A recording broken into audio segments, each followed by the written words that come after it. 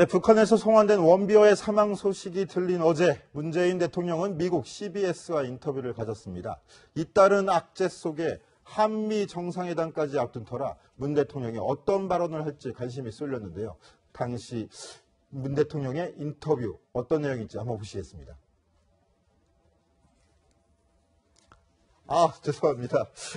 저희가 준비를 미처 못했는데요. 제가 먼저 소개해드릴게요. 예, 그래 주시죠. 예. 제가 소개하고 죄송합니다. 영상을 보시죠. 소개하겠습니다. 우선 사실 이게 첫 문재인 대통령이 언론이랑 대통령 취임 후에 언론 인터뷰를 가진 건 처음인데요. 그 대상이 예상대로 외신이 됐습니다. 한미 정상회담 첫 미국 순방을 앞두고 미국 CBS 방송과 인터뷰를 한 건데요. 한미 정상회담을 앞두고 있고 게다가 사드 문제, 원비어 사망 문제, 그리고 문정인 특보의 발언 논란 여러 가지 있다 보니 이런 대북 문제에 대한 발언이 특히 관심이 많았습니다. 제가 약간 정리를 해봤는데요.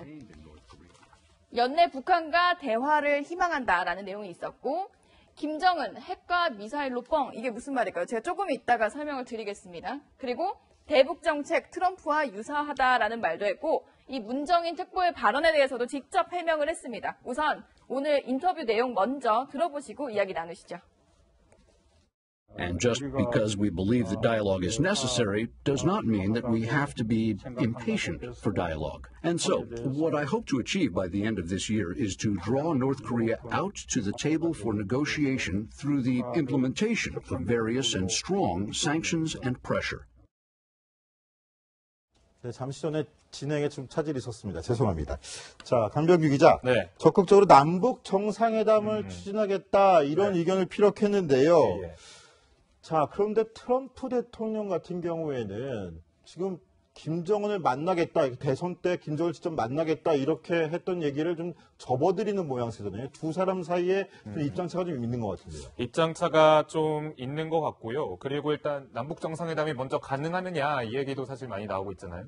또 보면은 전문가들이 생각하는 것은 제 첫 번째 전제가 북한은 미국을 제1의 대상으로 좀 삼고 있다라는 그런 분석이 많이 나오고 있습니다. 그러니까 미국의 그런 반응이 상당히 중요하고 최근에 그 미사일의 그런 비거리에 상당히 북한이 집착하는 이유도 이런 미국의 그런 협상력을 높이기 위해서라는 그런 분석이 나오고 있는데요. 근데 이제 미국은 최근에 원비어 씨가 이제 사망하면서 이제 대화 국면이 좀 많이 많이 가능성이 줄어들었다 이런 분석이 나오고 있죠. 그래서 이제 북미 정상회담이 사실상 결렬될 거 아니냐라는 그런 시선이 많이 나오고 있고 이제 압박 국면, 대북에 대해서 북한에 대해서 압박 국면에 들어가는 거 아니냐라는 그런 분석이 나오고 있는데 사실 문재인 대통령이 이렇게 얘기했습니다. 이제 조건만 맞는다면 평양을 방문하는 것은 여전히 좋은 생각이라고 믿는다라고 얘기를 했는데 그러니까 이제 우리는 적극적으로 북한과 대화할 용의가 있다라고 밝힌 거죠.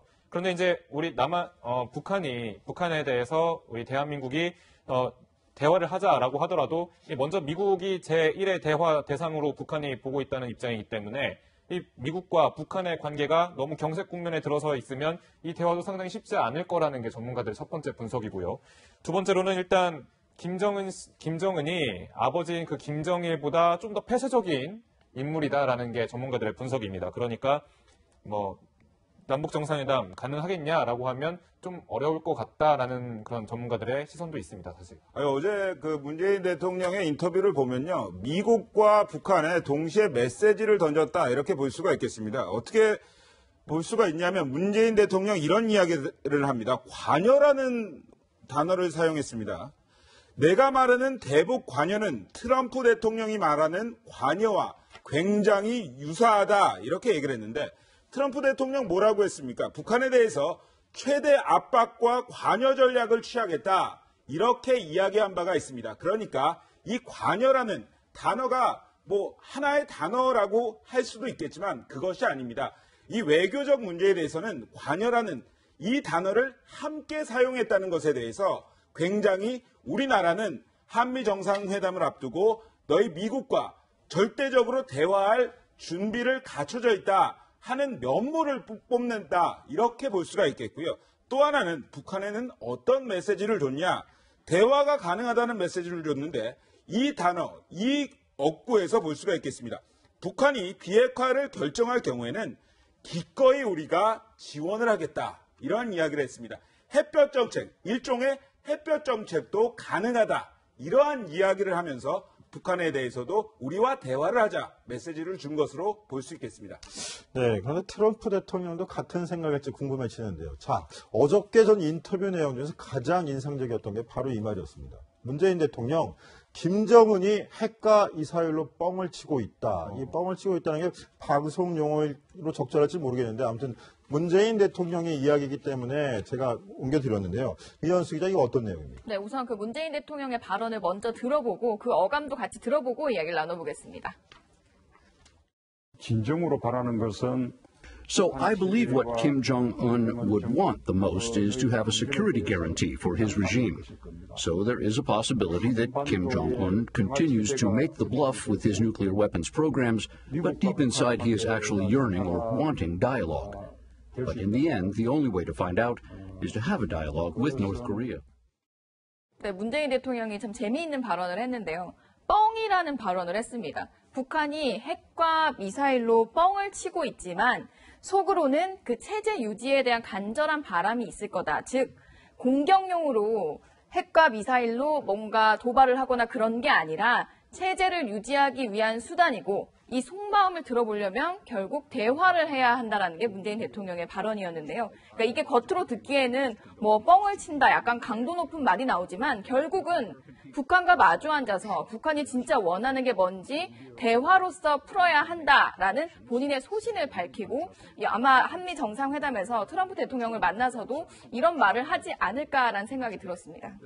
자, 그런데 북한 핵미사일이 위협이 없다는 것인지 저 말듯이 뻥을 친다는 게 위협은 있지만 실상 대화를 위한 협상용이라는 것인지 이건 좀 분명히 해야 될 필요가 있을 것 같은데 이현수 기자 보기에는 어디에 방점이 있다고 봅니까? 저는 그 부분을 아마 모호하게 흐리면서 북한을 만나서 대화를 해야 한다는 점에 방점을 찍은 것 같습니다. 전략적 모호성을 그렇죠. 띈 것이다. 지금 이 핵과 미사일 자체가 위협적이지 않다라고 말한 적은 없거든요. 다만 이런 부분들로 북한이 진짜 원하는 건 체제 유지를 위한 것이고 핵과 미사일로 뻥을 치고 있지만 그러나 실제로 바라는 건 뭘까? 만나서 들어봐야 한다. 즉 대화를 해야 한다라고 종결되고 있는 겁니다. 네, 인터뷰를 진행한 CBS 진행자, 논란이 된 문정인 특보의 발언에 대해서도 물고 늘어졌습니다. 구체적인 답변을 요구하기도 했는데요. 문재인 대통령 뭐라고 답을 했을까요? 한번 들어보시죠. That my special advisor made such comments. Professor Moon is not a permanent advisor, so my relationship with Professor Moon is rather informal. Professor Moon is an academic, and he continues to be freely active as an academic, and sometimes when I need his assistance, I will ask him for his opinion on. 나는 그 선거 과정에서 During my campaign, I have not mentioned the downsizing or adjusting of Korea-U.S. combined military. 자, 문재인 대통령 지금 답변 내용 보시면 대선 과정에서 한미연합훈련 축소 발언을 한 적이 없다 이렇게 얘기를 했는데 그런데 저희가 얼마 전에도 정치데스크에서 비슷한 이야기를 전해드렸던 것 같은데요. 최석호 기자. 사실은 무언가요? 지난 4월 27일이죠. 그 당시에는 이제 대선 기간이었는데 문재인 대통령 사실은 이런 이야기를 했습니다. 일단 한번 들어보시고 오시겠습니다. 북한이 우선 핵 동결하고 그 핵 동결이 충분히 검증된다면 그러면 거기에 상응해서 우리도 한미 간의 군사훈련을 조금 조정하거나 축소한다든가 그렇게 상응하는 조치들을 단계별로 취해줄 수가 있는 것입니다. 한미 군사훈련에 대한 조정 및 축소에 대해서 이야기를 했었죠. 하지만 어제는 그런 말 한 적이 없다고 했습니다. 어떻게 보면 문재인 대통령 입장에서는 당연한 어떤 입장 변화일 거다 이렇게 생각할 수도 있겠습니다. 왜냐하면요. 대선 후보 시절 그리고 대통령이 되고 나서 위치는 달라지게 돼 있습니다. 대선 전에는 대선 기간에는 타겟인 진보층을 사로잡기 위해서 그 표심을 얻기 위해서 노력해야 하는 것이 문재인 대통령 후보의 입장이었습니다. 하지만 대통령이 되고 난 후에는 4강 외교를 비롯해서 외교적인 문제가 껌껌이 걸려있는 상황이거든요. 그렇기 때문에 국내 상황뿐 아니라 이 어떤 전 세계적인 상황까지 생각해야 하는 것이 문재인 대통령의 입장입니다. 그렇기 때문에 대선 상황에서 이상이었다면 지금은 현실이다 이렇게 볼 수가 있겠고요. 또 하나 문정인 특보와 약간 다른 부분이 있습니다. 문재인 대통령의 경우는 이러한 전제 조건을 내걸었죠. 북한이 우선 핵 동결을 하고 핵 동결이 충분히 검증된다면 이라는 전제를 걸면서 굉장히 신중한 입장을 보였습니다. 그렇기 때문에 문재인 대통령 발언은 문정인 특보 발언과는 약간 그 결에서 조금은 다를 수 있다. 이렇게 설명을 드립니다. 핵실험을 하지 않는다면 또 핵을 동결 조치를 한다면 이런 차이가 있었다라는 게 문재인 대통령으로서는 항변일 수도 있을 것 같은데요.